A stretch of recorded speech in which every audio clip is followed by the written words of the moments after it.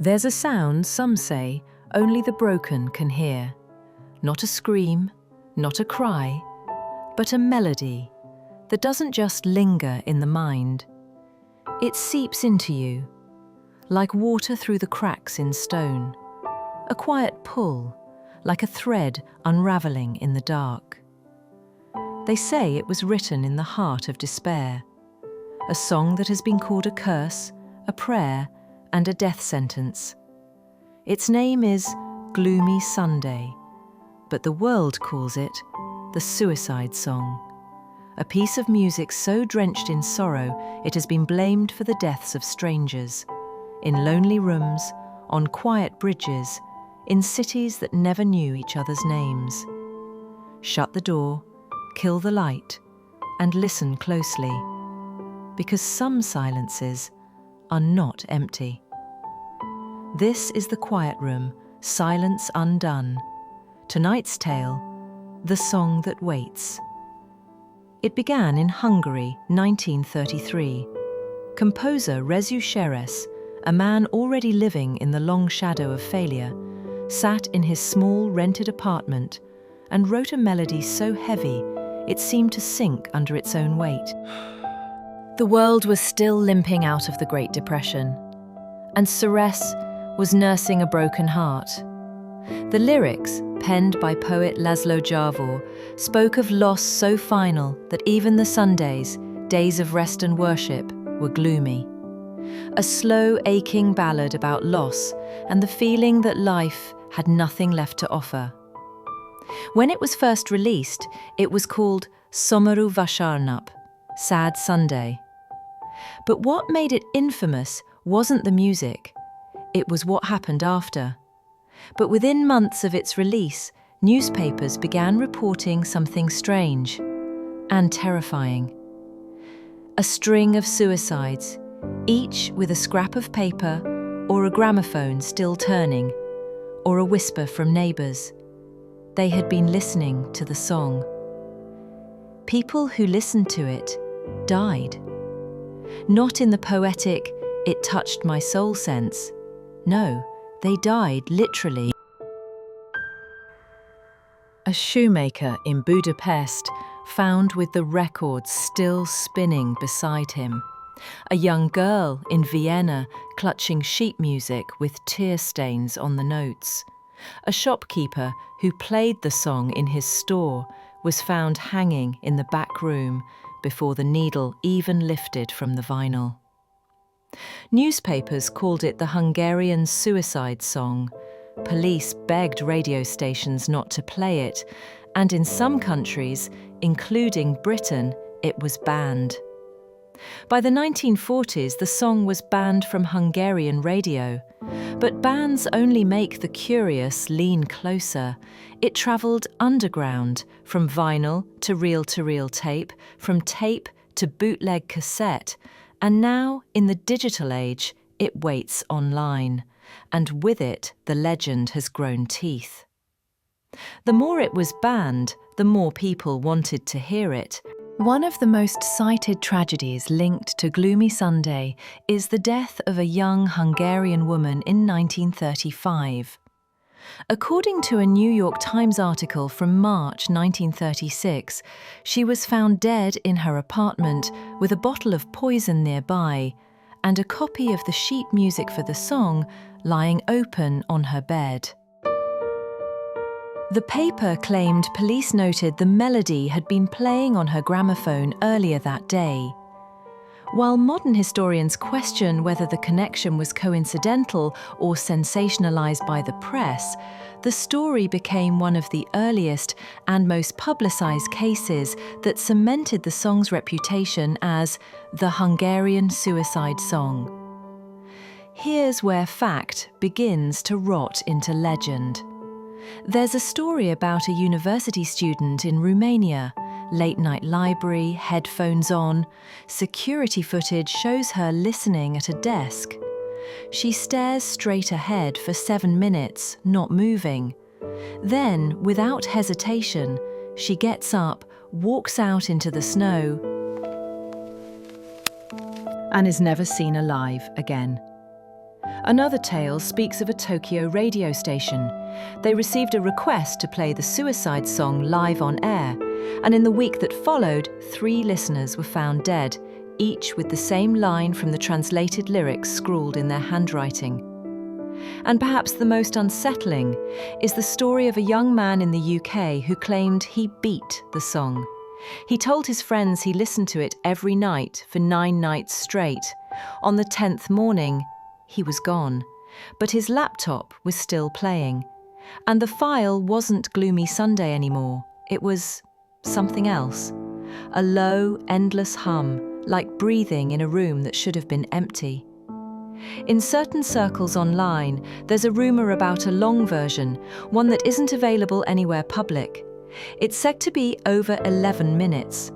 The first 3 minutes are identical to the recording you can find anywhere. The rest is wrong. The tempo falters. The key drops, almost imperceptibly, and something begins speaking in the background. The last half filled with strange background murmurs, too low to make out, but too deliberate to be noise. Some say it's just the singer mumbling between takes. Others claim it's not a human voice at all, that if you slow it down, it sounds like something crawling toward the microphone. Some claim that if you isolate the track, the murmurs are in Hungarian, whispering about you. Not you in general, you, your name, your secrets. There's a man on a forum I used to frequent, handle Sunday Was Never Mine. He swore he found that long version on an abandoned FTP server. He wouldn't share it, said that after hearing it, his apartment wasn't empty anymore. He'd wake up to the sound of the piano coming from his living room. But when he went to check, it wasn't the piano from the song, it was only the left-hand chords, repeating. Over and over, slower each night. And then, one night, it stopped. He hasn't posted since. Of course, there are those who call it all nonsense.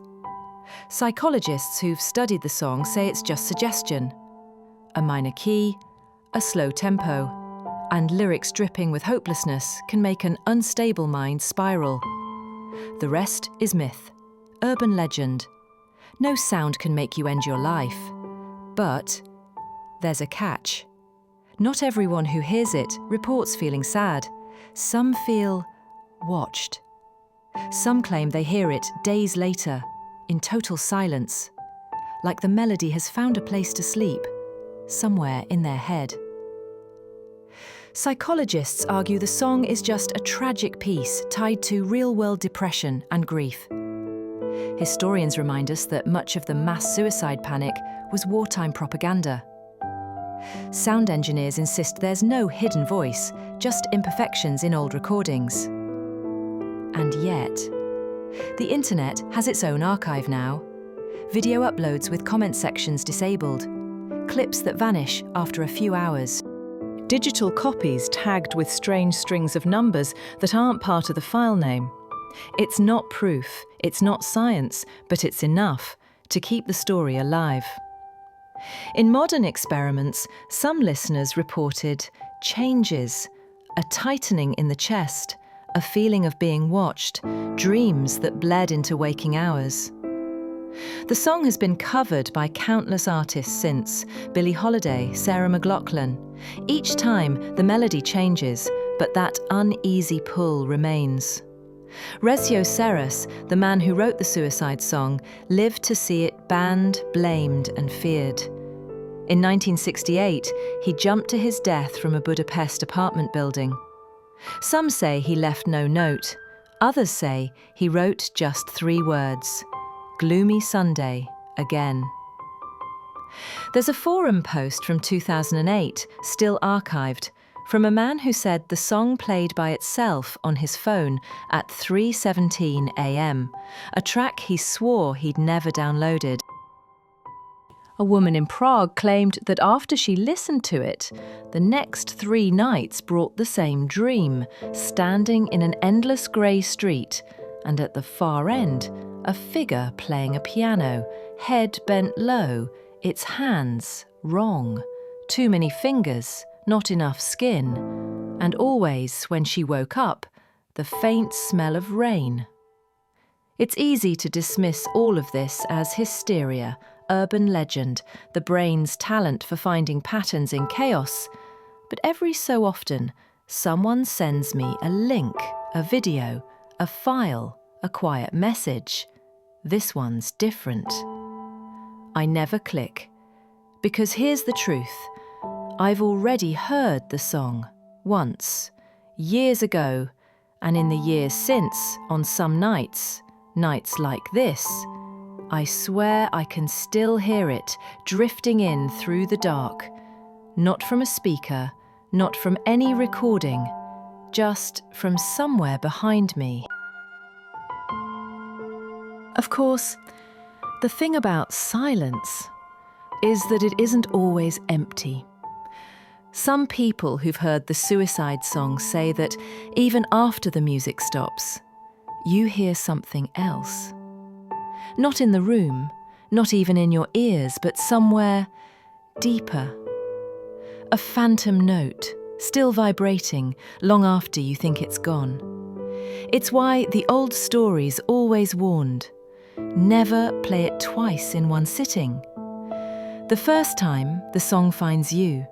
The second, you find it. So if you ever hear it, and you feel that pull to play it again, don't. Because you might find you've already been listening all along.